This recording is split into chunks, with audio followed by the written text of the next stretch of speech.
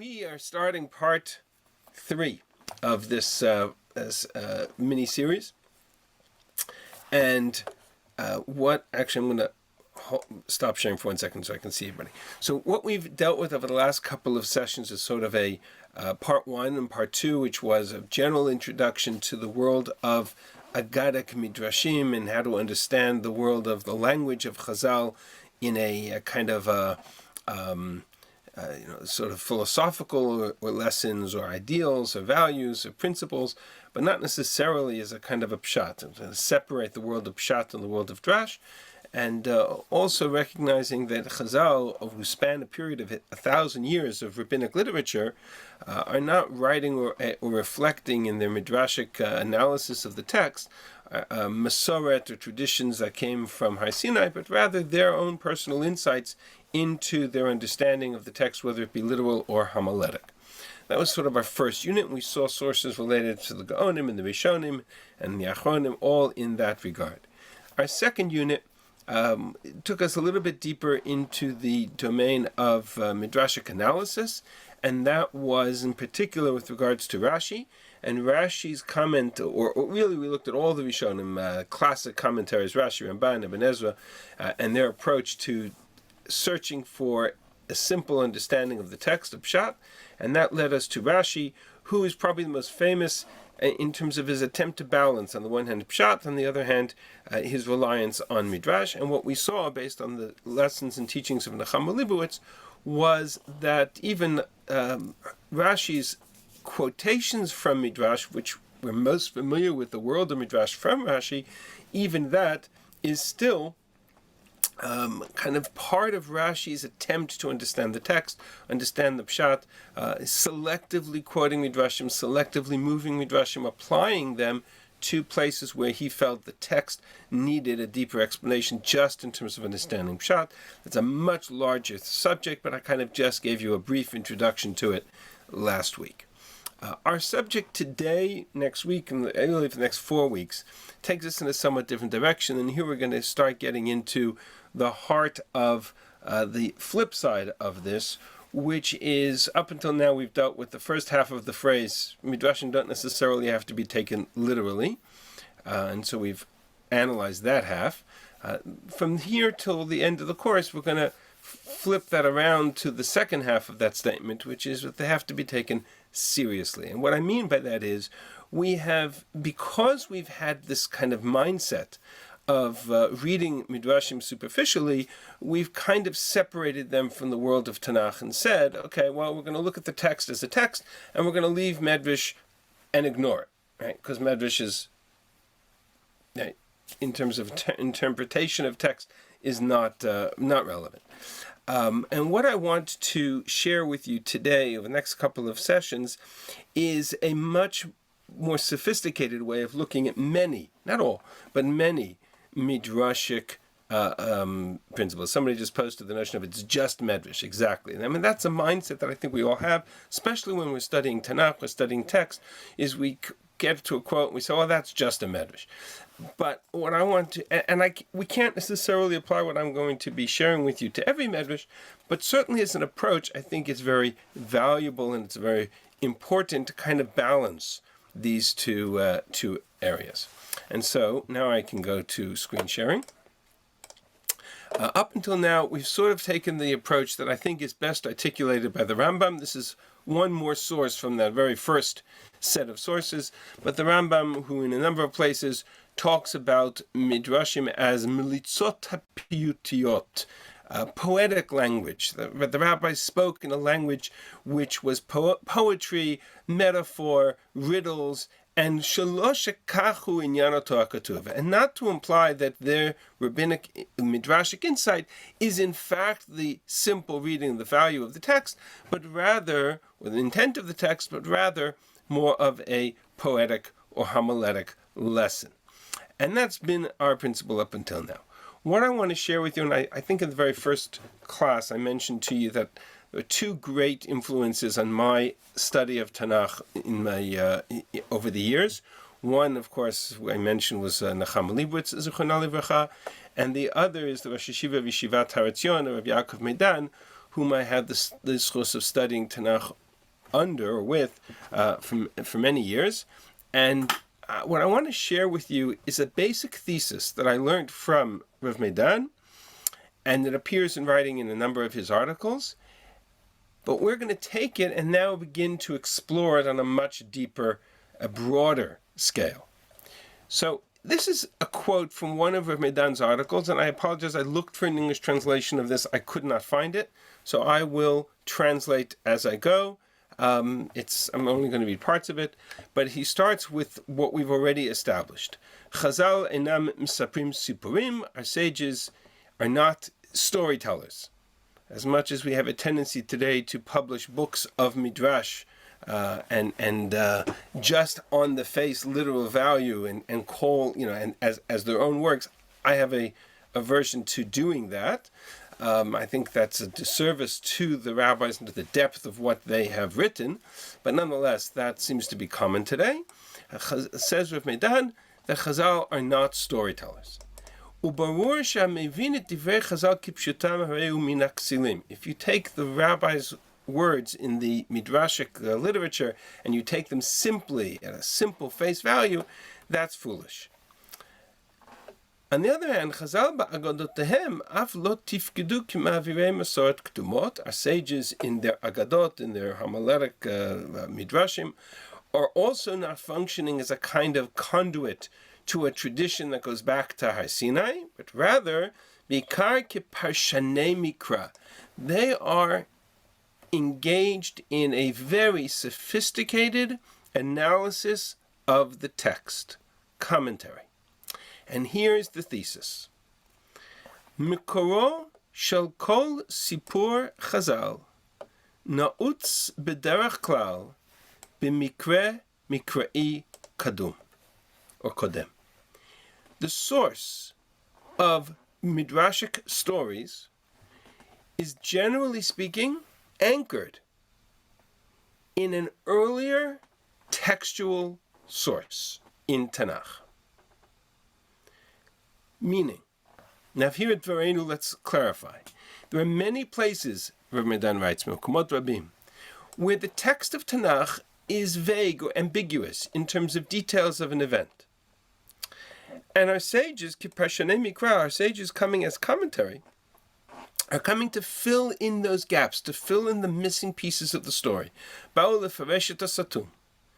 And for that purpose, now listen to this very carefully, Yatzru agadot mashlimot et ha'pa'arim. They created in a kind of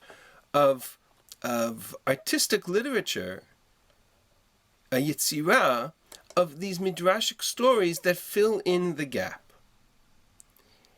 In this case, as in many cases, the question has to be asked, Al ma mevusasima, are these words of our sages based? Why did they pick this story about Abraham or that story about Yaakov? And they apply the principle known as, quote from Yerushalmi, Divrei Torah aniyim b'makom echad ba'ashirim b'makom acher. The words of Torah are rich in one place and poor in another. And in all places where we have this gap or this missing information or this seemingly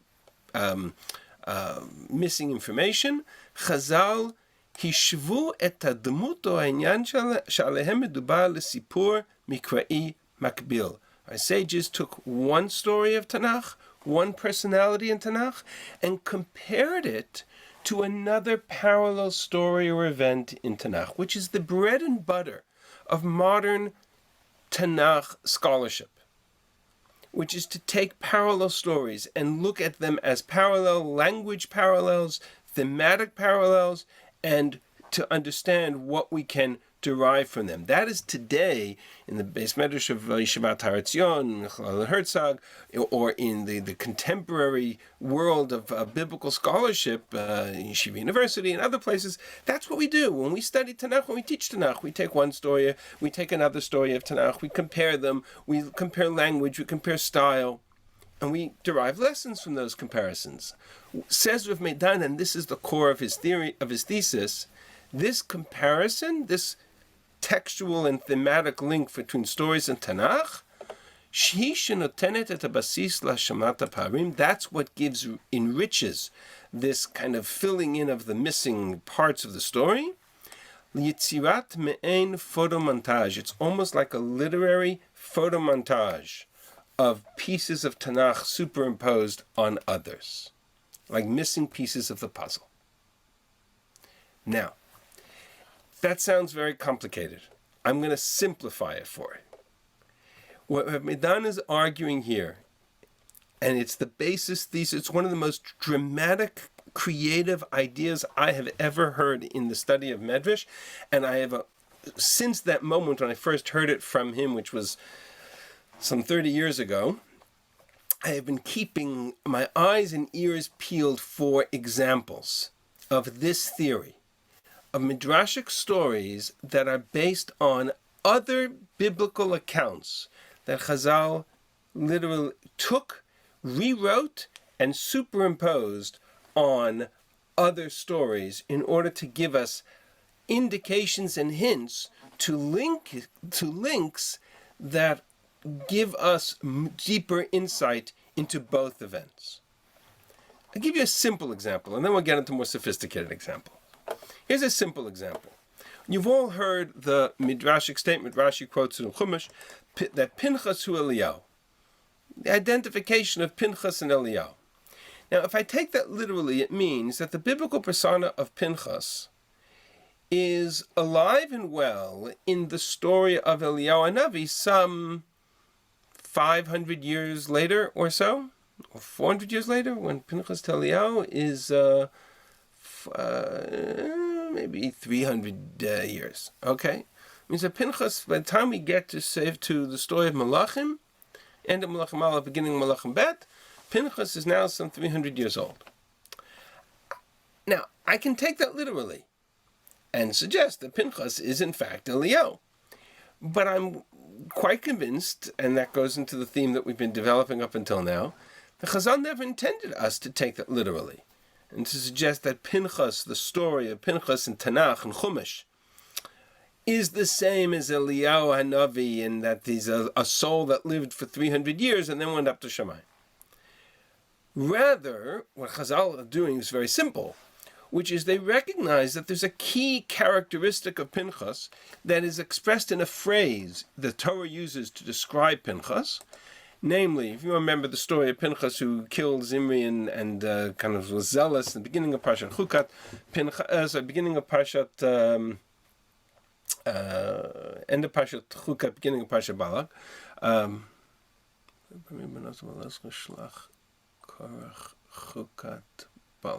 Right. Beginning of Parshat Pinchas, I should say.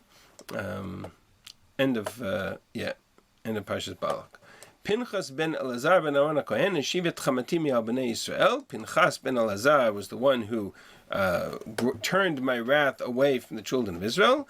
Bikano et kinati, when he was zealous for me, zealous or jealous, and took action when nobody else would, and thereby enabled that I didn't consume Israel because of my zealousness and jealousy in the story of Bnot Midian. That's the pasuk, Pinchas, and that's why we call Pinchas a kanoi, who is a zealot. If you look at Eliyahu, one of Eliyahu's most dramatic moments in the story of Eliyahu after his events in Har Carmel is he comes to the cave where Moshe Rabbeinu had his vision of the Midot HaRachamim, of the characteristics of God's mercy, and God says to Malach HaPo Eliyahu, what are you doing here? And Eliyahu proclaims, Vayomer Kano kineti laHashem Elokei Tzvaot. I was zealous for you, God, because Israel abandoned your covenant, because they've destroyed you, they've killed you, the prophets, and they have killed by the sword, they've left me alone. I'm the last one left. In other words, Eliyahu is known as a kanoi. Now, Eliyahu's kanaut, Eliyahu's zealotry is well known. It's well documented. The whole story of Eliyahu, who starts with a war against Achab by declaring a drought in the land of Israel because he's zealous for the idolatry of the land that's taking place, etc., gives Eliyahu a character trait that is shared with Pinchas, namely the kanoi. And so by Chazal saying Pinchas hu Eliyahu, they're not suggesting that Pinchas is in fact 300 years old when he gets to the story of Eliyahu, but they are suggesting that there's a common theme in the story of Pinchas to the story of Eliyahu. Now that common theme works both ways. It works positively to describe the Pinchas, the great Pinchas, who was zealous for God, Eliyahu, the great prophet, zealous for God, but it also works negatively, because ultimately Pinchas's zealotry is his own undoing. And we don't see that until you look at Sefer Shoftim, where Pinchas appears again, and he appears again in a context in which, and please God, if we have time, Mr. Hashem, and the rest of this material, there's a further analysis of the story next week.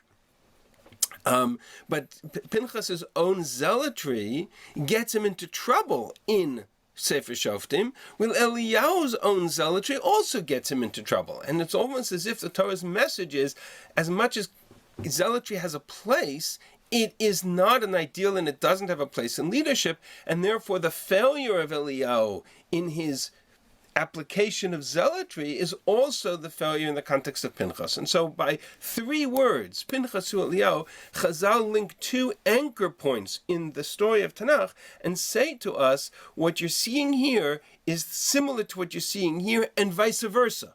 And now go and analyze the two personalities, the two stories, the two events, and see what other lessons we can learn from them.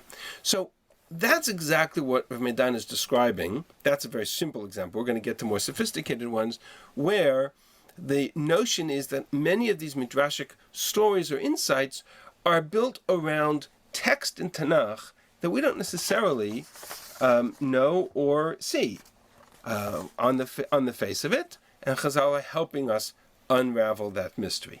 Now, I will tell you one additional piece of information before we move forward, and that is that I am quite convinced that the reason this works in Midrash is because Chazal took as an assumption that we were as familiar with the books of Tanakh as they were. Chazal knew Tanakh by heart, without question. They knew every pasuk in Tanakh by heart. And the proof to that is, if anybody's ever studied a page of Talmud, and you get to a point in a passage in the Talmud where the Gemara quotes a verse, and very often the lesson the Gemara wants to derive from that verse is not in the part that's quoted, but in the continuation of the verse, or 2 verses later, or the context of the chapter as a whole.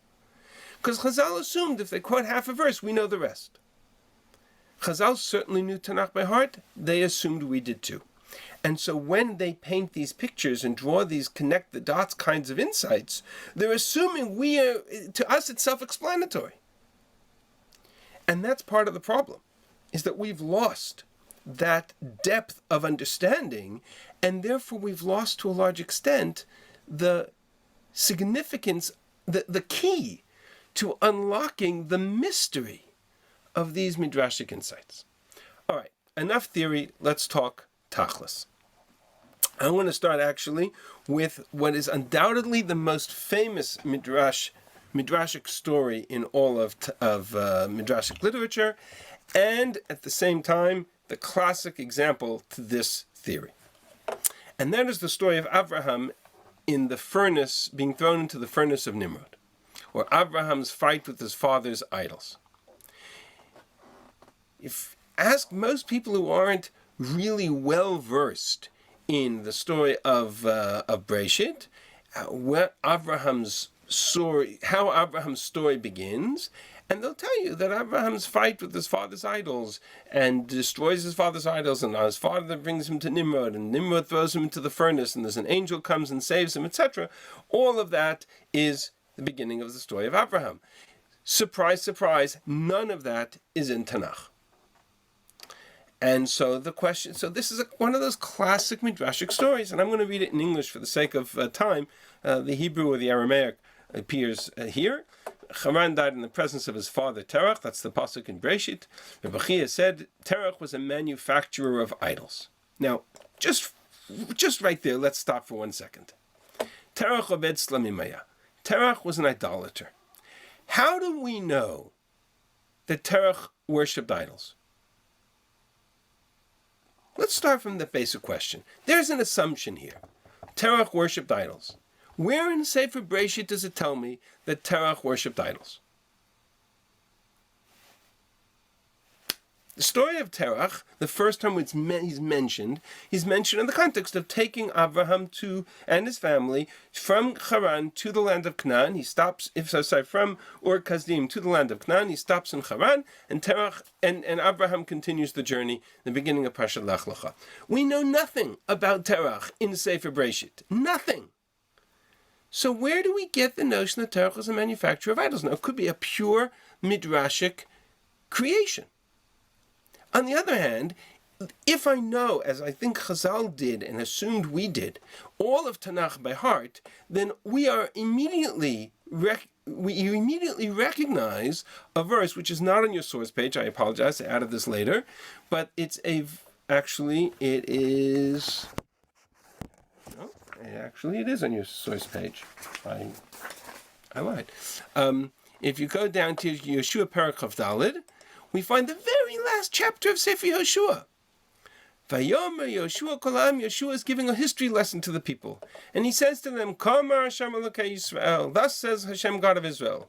Be'eva nar Yeshua avotechem me'olam, Terach avi Avraham, our forefathers dwelt beyond the river. Terach, father of Abraham, Vavi Nachor, Vayavdu Elohim Acharim, and they worshipped idols. And I took Abraham and I brought him to the land of Israel, and the rest of the story is history. So here I have a text, a pasuk, that tells me that Terach was part of a milieu and a culture that worshipped idols. That's the only source to it in all of Tanakh. The Book of Jubilees gives you the exact story. The Book of Jubilees is not part of the canon of the Bible. The Book of Jubilees is not, Sefer Yovlim is not part of the 24 books of Tanakh. And I'm working only with the 24 books of Tanakh. I'm not working with any part of the Apocrypha or the New Testament or any other books that are not part of the canon of the 24 books of the Bible. Most of those stories, for example, the Book of the Jubilee that gives that story, is building off the Midrash rather than the other way around. So I appreciate the insight, but so that in Tanakh, however, in the 24 books of Tanakh, that's the only source. So Chazal come along and say, take it as a given, Terach Ovet Slami Maya. How do I know? Because we know that there was a verse in the Sefer Yeshua that told me so. Then the Midrash goes on to tell the following story. He once went away somewhere and he left Abraham to sell them in his place. A man came in and wished to buy one. So he said to him, how old are you? Abraham asked the man. And the man said, he's 50. And Abraham responded and said, woe to such a man who's 50 years old and he would worship an object that's only a day old. And the man walked out. On another occasion, a woman came in with a plate full of flour.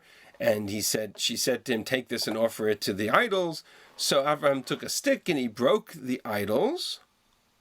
And then he put the stick in the hand of the largest idol. And when his father came back, his father said, what have you done? And Abraham said, I cannot conceal it from you. A woman came with a plate full of fine meal, requested me to offer it to one of these idols. And one of these idols proclaimed, I have to eat first. And the other idol proclaimed, I will eat first. And whereupon the largest arose, he took the stick and he broke all the other idols. To which his father said, why do you make fun of me? Have these idols any knowledge? They're stick and stone. Terach said, to which Abraham responded and said, let your ears hear what your mouth has said. Part 1. Part 2. Thereupon Terach seized him and delivered him to Nimrod. And Nimrod begins a whole conversation with Abraham. Let's worship fire, says Nimrod. Says Abraham, let's worship water that quenches fire. Said Nimrod, let us worship water. Said Abraham, let's worship the clouds which bring the water. So Nimrod said, let us worship the clouds. And Abraham responded, let's worship the wind that disperses the clouds. At which point, this goes on and on and on. And finally, Nimrod says, we serve fire, we will cast you into the fire. And let your God, whom you adore, come and save you from it. And the rest, as we know, is history. He's miraculously saved. So I've separated this into two parts. Okay? I'm going to just zoom out for a second. I've separated this Midrash into two parts. Part 1, Abraham destroys his father's idols.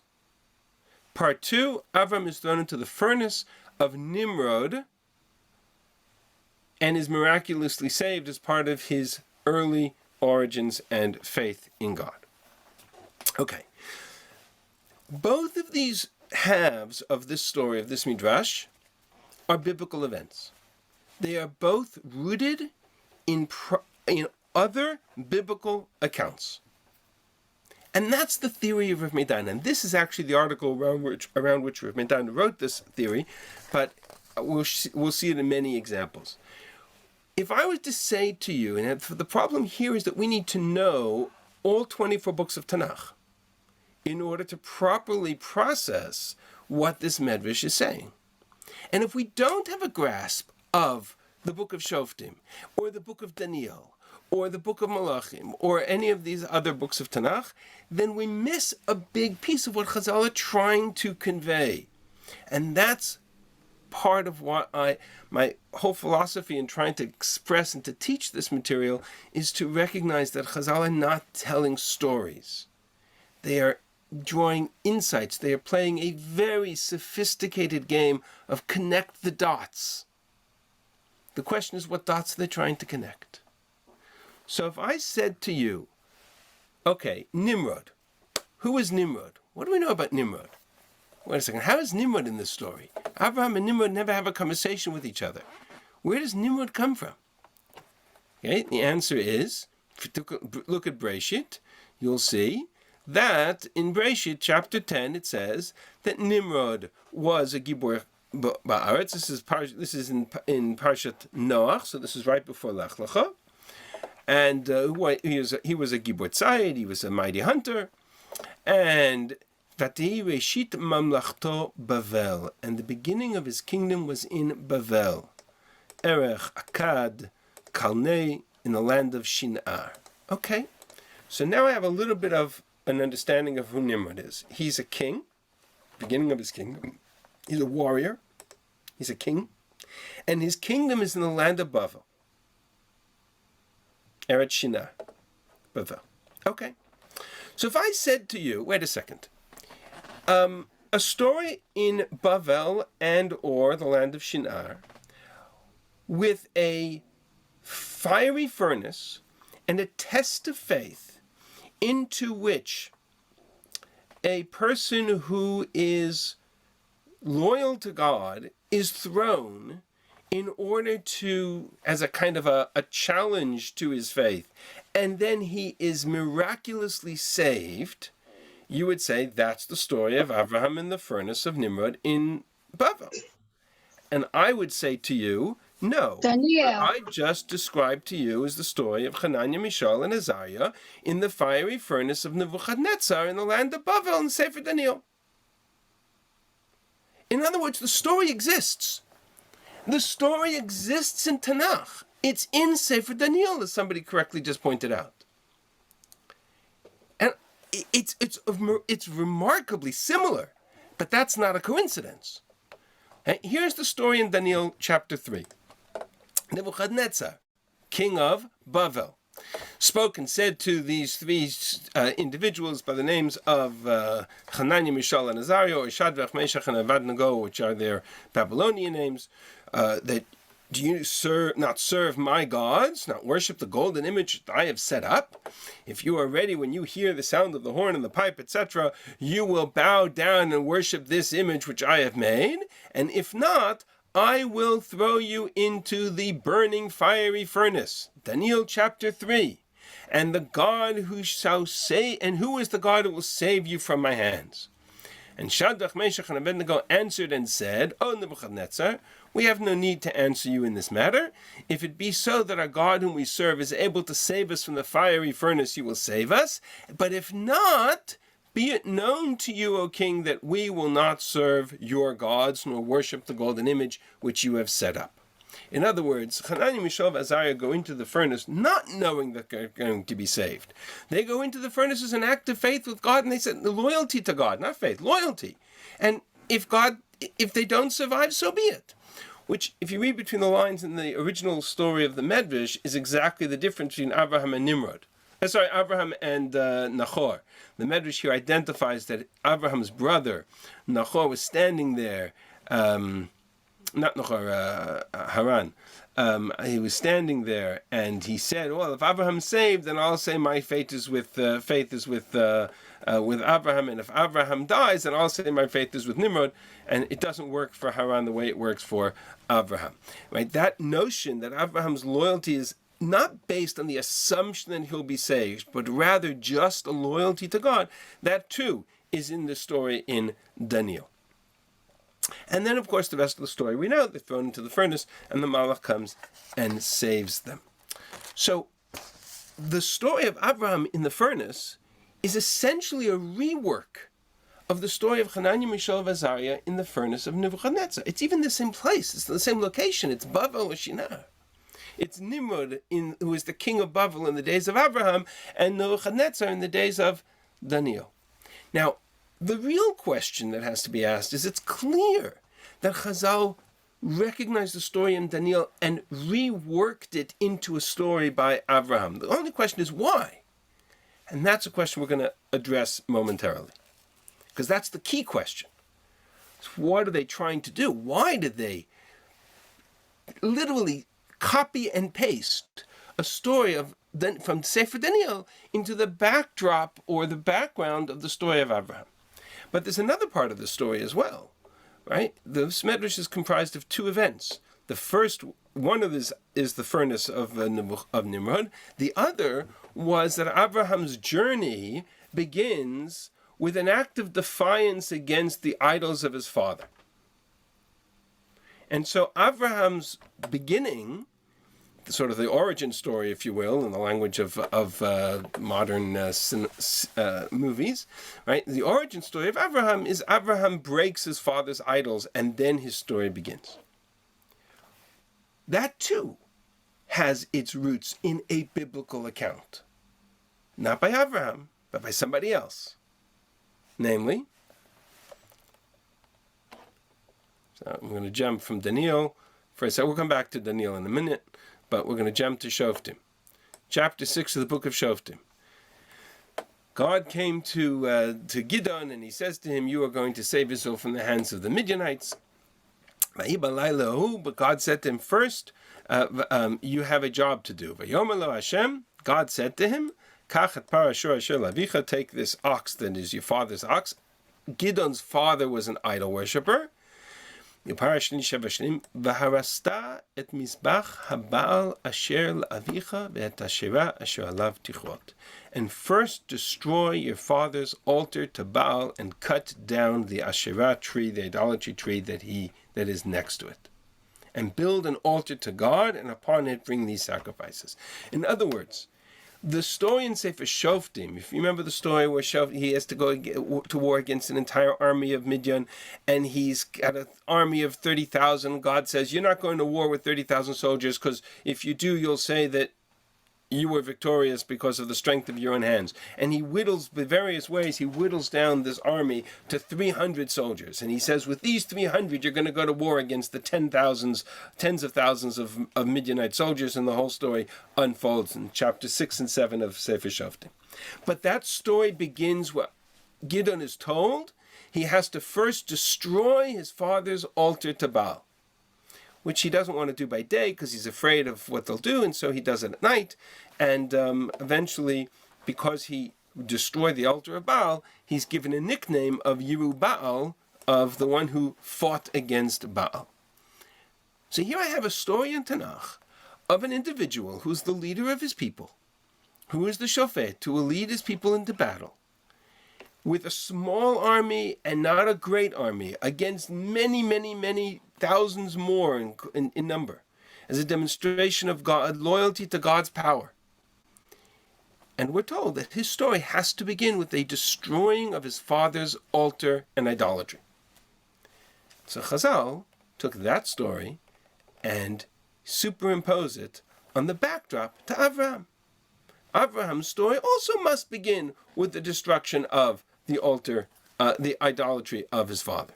In other words, the story is comprised of two pieces that are based on two different accounts in Tanakh, but they both exist in Tanakh. It's just the sophisticated process of connecting the dots between the stories. So to understand the methodology, the first question we have to ask is, why? What do I gain by this kind of sophisticated connect the dots? So let's briefly talk about Avram in the furnace, or the story of Daniel. So on the one hand, I could easily say that it's simply a matter of Abraham's faith in God in a world or milieu of idolatry is exactly the same kind of test that Hananiah, Mishael, and Azariah had, loyal to God in a milieu of idolatrous culture, especially in the diaspora, which Daniel is the first generation of Jews living in Bavel after the destruction of the temple. And the same way that Hananiah, Mishael, and Azariah's loyalty to God was unshakable, even though they were living in a idolatrous milieu in a foreign country, that strength must be similar to what it must have been like for Abraham to be loyal to God in a milieu where everybody around him was idolatrous. So on that level, I could understand the story by itself. But I think there's a much deeper, more sophisticated connection here.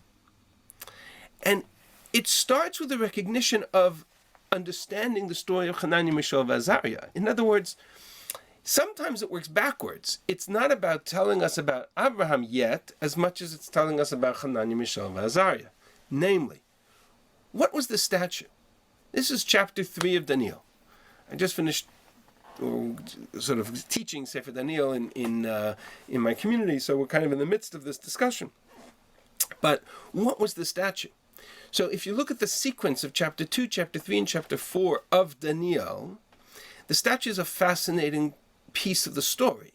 Because in chapter 2, Nebuchadnezzar has this dream about a statue that looks like him, that is made up of various types of metals, gold, silver, copper, and brass, and stone, that comes and destroys it. And the message to him is that his kingdom is limited and it will be destroyed. In the next chapter, in chapter 3, Nebuchadnezzar responds by building an entire statue made of pure gold, as if to say, Bavel is going to endure forever, and that I am going to be king, and my kingdom will last forever, and not be made up of different metals that represent different eras of history. And in chapter 4, he has a vision where he walks up to the top of his palace, and he says, this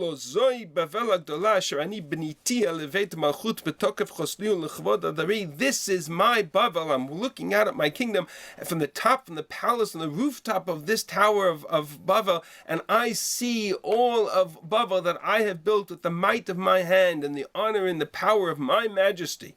And while the words were still in Nebuchadnezzar's mouth, a voice came from heaven and said, Nebuchadnezzar, this kingdom is taken away from you, and you shall be driven from men, and your dwelling shall be with the beasts of the fields, and you shall be made to eat grass like an ox for 7 seasons, to demonstrate that there's a power even greater than you. That, in a nutshell, is the first 3 chapters of Sefer Daniel. Nebuchadnezzar, who sets himself up as a power, king, unparalleled in the world. This is my Bavel. I built it. I am king over the entire humanity at the time, all of civilization, and God comes to cut him down literally to size. And that's the story of Hananiah, Mishael, and Azariah. In the midst of this, Nebuchadnezzar's great plan that his golden statue that stood 60 cubits high, that will demonstrate the loyalty, the power of Bavel, I've got 3 Jews who stood up and said, there's a power greater than you, namely God. Okay, that's the story. Now, I know another moment in history where there was a great tower built in the land of Bavel. And in this great tower there was a king who stood at the top of this tower and proclaimed himself king over all of humanity. Namely, Tower of Bavel.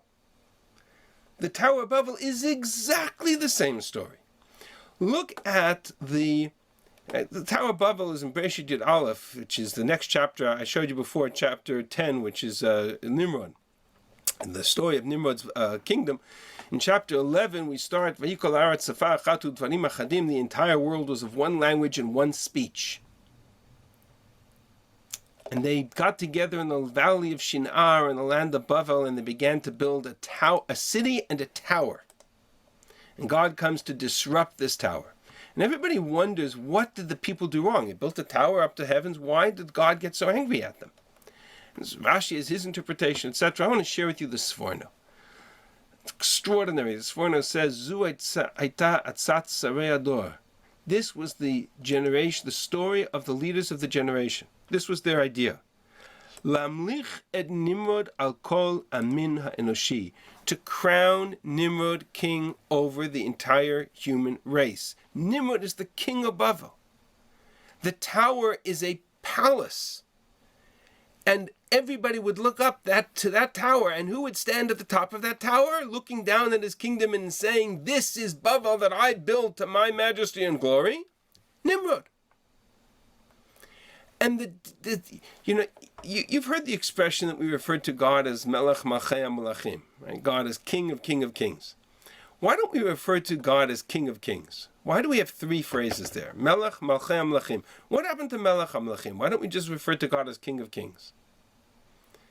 And the answer is that because if you look at Sefer Daniel, Nebuchadnezzar refers to himself as a king of an empire, a king of kings. And so if you elevate God one step above Nebuchadnezzar, you've got to expand it. So God is the king of kings. So hence the phrase that has become part of the liturgy of Jewish life, Melech Malchei HaMelachim.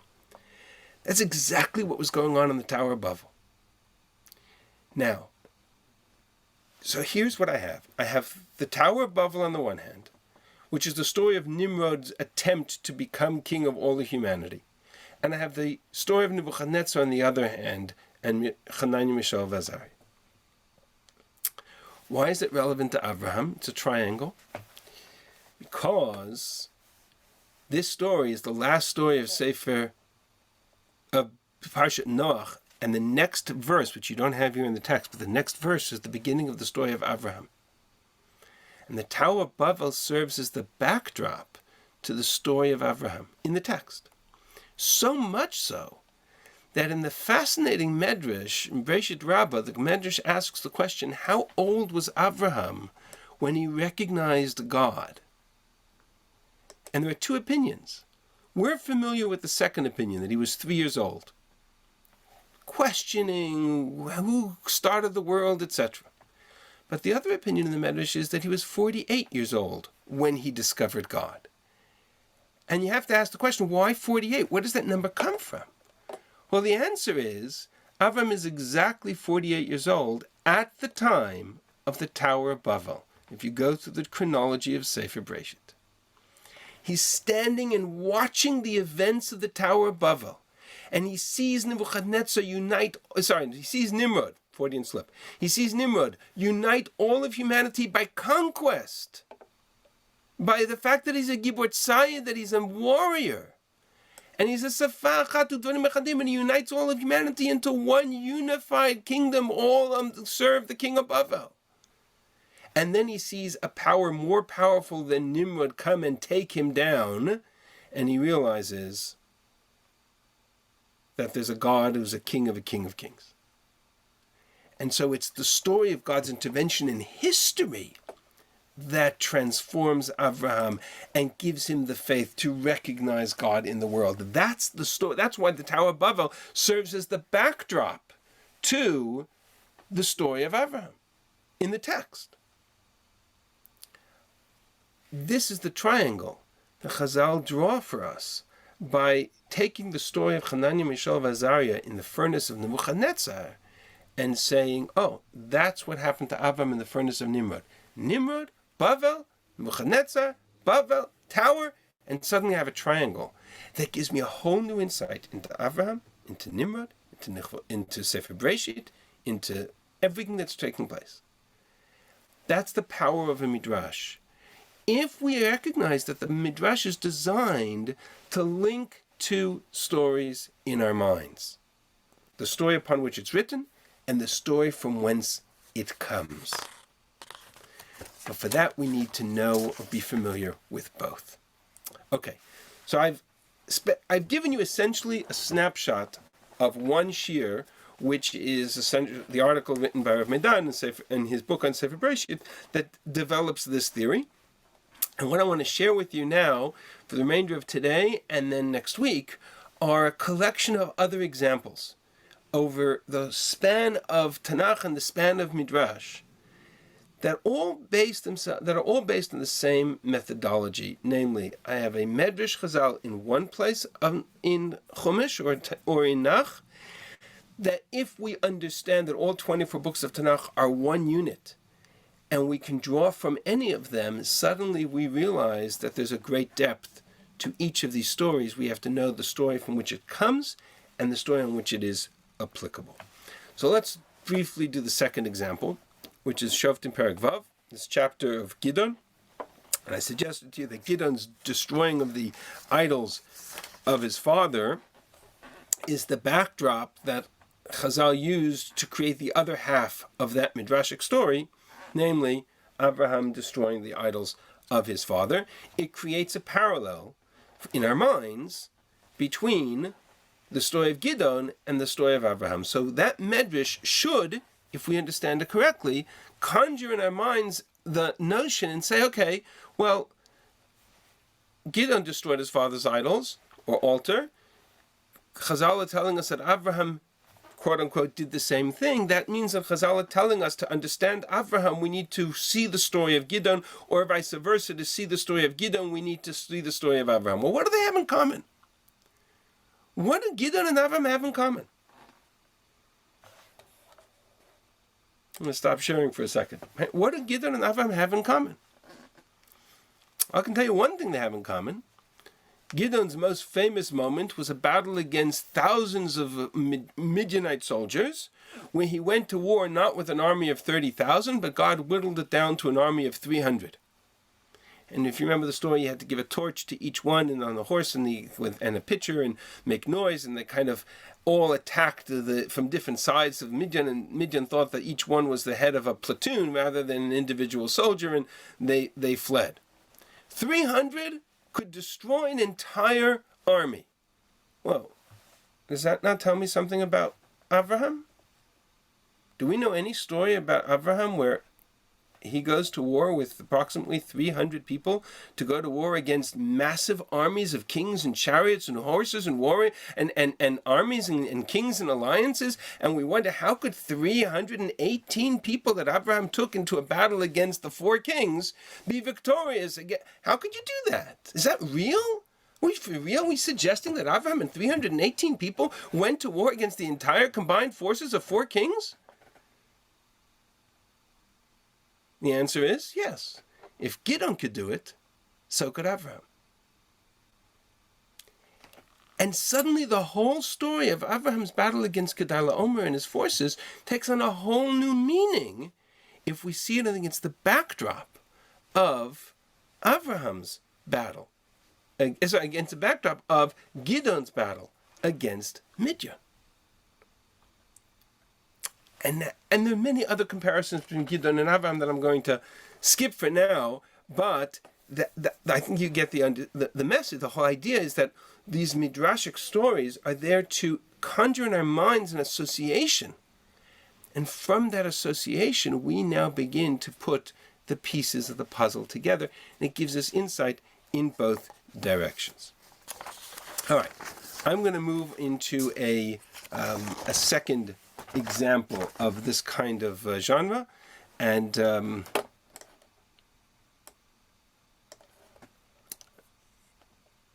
let's look at this story. Okay. So here's a Medrash. Rashi quotes this at the beginning of the story of the Akedah. It's a Gemara in Sanhedrin. And the Midrash says the following. After these things, God tested Abraham. This is the beginning of the story of the binding of Isaac, the Akedah. What is after these things? After what things are we talking about? My achar. Says Rabbi Yochanan in the name of Rabbi Yossi ben Zimra, after the words of the Satan. As it says, Vayigdal hayeled vayigamal, the child was weaned, and Abraham weaned him, and he made a great feast. Vayas Abraham mishte gadol, on the day that he weaned Yitzchak. Says the Satan before Kadosh Baruch Hu. Amar Satan lifnei Kadosh Baruch Hu. Ribono shel olam. Zaken zeh, this old man. Chinanto lemea shana pri batan. You gave him at the age of 100. You gave him a child. And in this whole feast that he has created, mikol suda shesalo. Lo ayalo torah chad o gazal chad lakriv lefanecha. He couldn't bring you one offering, one pigeon, one turtle dove. You couldn't sacrifice to you. Amalo, to which God said to the Satan, "Klumasa ela b'shvil b'no." Sorry, this is he had said this he had done for his son. Imani omer lo zavach b'ni et bincha lefanai miyad zavcho. I know that if I said to Abraham, "Sacrifice your son," he would do it. He's so loyal. God says to the Satan, and to prove it, God tested Abraham and he said, "Kach nat bincha." And the Midrash sets up the entire story of the Akedah as an answer, proof between God and the Satan. God wants to prove to the Satan that Abraham's loyalty is unquestionable. That's the Midrash. Rashi quotes at the beginning of Parshat Vayera. Now I ask you, the Satan, as God conversing with the Satan, and the entire test of Abraham and the Akedah is nothing more than an appeasement of the Satan, a way of God answering and proving to the Satan that the Satan is wrong? I'm flabbergasted. We quote this Midrash all the time. What does it mean? Well, do we know of any story in Tanakh that begins with a conversation between God and the Satan, and that ends with a test of the loyalty of the righteous follower of God? Eov. It's exactly the story of Eov. That is exactly the opening passage of Sefer Eov. And I'll quote it. The sons of God, whoever they are, came to present themselves before God, and Satan came amongst them. And God said to the Satan, this is in Tanakh. This is in Tanakh. Where are you coming from? And the Satan answers, Mishut Ba'aretz, I've come from exploring, from touring the earth. God says to the Satan, have you paid attention to my servant Eov? There's none like him. Ishtam, he is loyal like Yaakov, Yashar, straight, Yirei Elokim like Abraham, fears God, Sar Meira, who turns away from evil. What a wonderful servant Eov.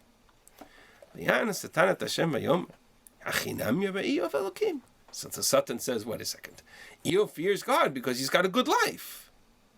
It's not for naught.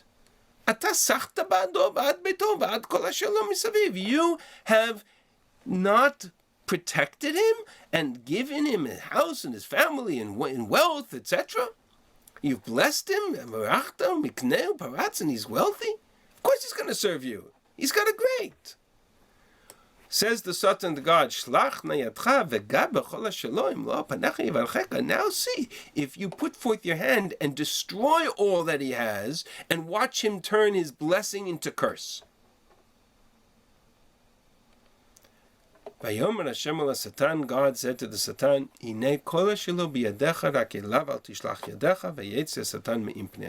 so God says to the Satan, okay, you want the bet? You're on. You can do this Eov whatever you want, you just can't kill him. And let's see what happens to him. 42 chapters later, Eov is a broken man. Eov is destroyed. His family is destroyed. His wealth is gone. His status is gone. And he cries, spends the entire book crying out to God, yelling at God, arguing with God. Okay? That's Eov. Why on earth would I put the story of Eov into the background of Avram and the Akedah? So first of all, there's a textual parallel. And so on a very simple level, I have a moment in which Chazal are telling me there's a textual connection between them. There's a very famous phrase that Abraham uses when he's arguing on behalf of the people of Sodom. When he argues with God and he says, "V'anochi afar va'efra, I am but dust and ashes." Eov spends 42 chapters arguing with God. Abraham had one chapter, one moment we argued with God. He said, I am but dust and ashes, but I'm still going to argue with God. Eov argues with God for 40 chapters. Twice in Sefer Eov, he describes himself as being of dust and ashes. I abhor my life, I relent my life, for I am but dust and ashes. The only time the phrase Afava Efer appears in all of Tanakh is twice in Eov and once by Abraham. So already there's a textual connection the Chazal are pointing out. But the story is connected. The story of Eov is a test. The story of Abraham is a test. There's this Midrash I'm going to skip for now, but there's a really unbelievable Midrash that Rashi quotes a piece of it in the beginning when Abraham is traveling to the Akedah 3 days. And the Midrash says that the Satan appeared to Abraham in various ways to stop him, like a river, etc. And the argument that the Satan poses to Abraham is that if he goes through with this, he'll be alone. All of his followers will abandon him.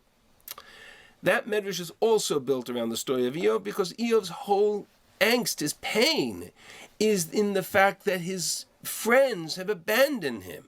And that in his pain and in his suffering, the loneliness is ultimately what destroys him. So you have to ask the question, why did Chazal take the story of Eov and put it into the backdrop of the story of Abraham? Well, take a look at this Yerushalmi.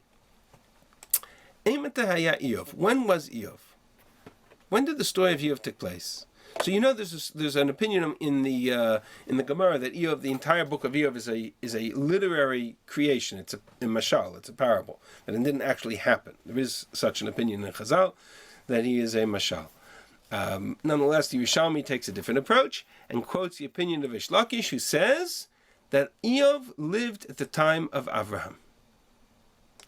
It's based on a reference to the fact that Eov comes from the land of Uts, and Uts is mentioned in Sefer Breshit as one of the nations of at the time, the descendants of Esav.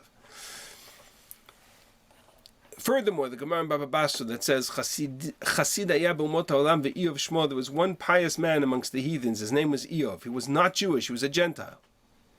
V'lo ba li'olam ela kadei lekabel scharo, and he came into this world only to receive a reward. God gave him many tests and chastisements, etc., and he began to curse God.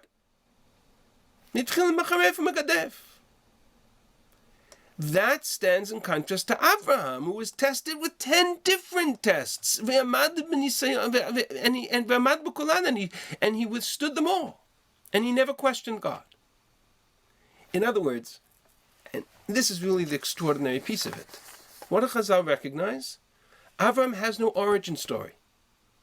But I do have in Tanakh a contemporary account of somebody who was tested by God and who failed in that test because he challenged God. He argued with God. And he argued with God for his own benefit. Avram also argues with God. But he argues with God not for his own benefit, but for the benefit of the people of Sodom. And what Chazal are telling us in this moment is, especially if I look at Eov, whether he lived in the time of Abraham or his story is contemporary to Abraham, what Chazal is essentially saying is, if you want to understand what makes Abraham special and why he was chosen, all you need to do is look at the story of Eov. Tested in the same manner that Abraham was tested, Eov failed and Abraham succeeded. Eov complained and Abraham accepted. Eov challenged God, Abraham accepted God. Fundamentally different.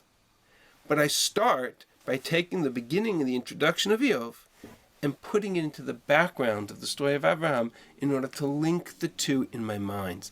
In other words, what I'm suggesting to you, I'm going to stop here, is there's a methodology involved in these midrashim. And the methodology is to take a story of Tanakh that is connected to a different story and link them by creating a literary device called the Midrashic story, pulled from one part of Tanakh and superimposed on the other. And in our minds, we are expected to be so familiar with the world of Tanakh that we immediately draw the connection. And now we begin a much more sophisticated analysis of what those two stories have in common, how they connect, how they link, what they share, what they can teach, what the differences are, and what one can teach to the other. And there are many such examples. We're for sure familiar with them, and we're going to touch on some of them next week. But for example, just to throw out a few, how many of you have heard the story, just by raise of hand, how many of you have heard the story of how Moshe was chosen? Moshe goes looking for the lost sheep, and God says, oh, somebody who cares that much about my sheep should be the leader of Israel.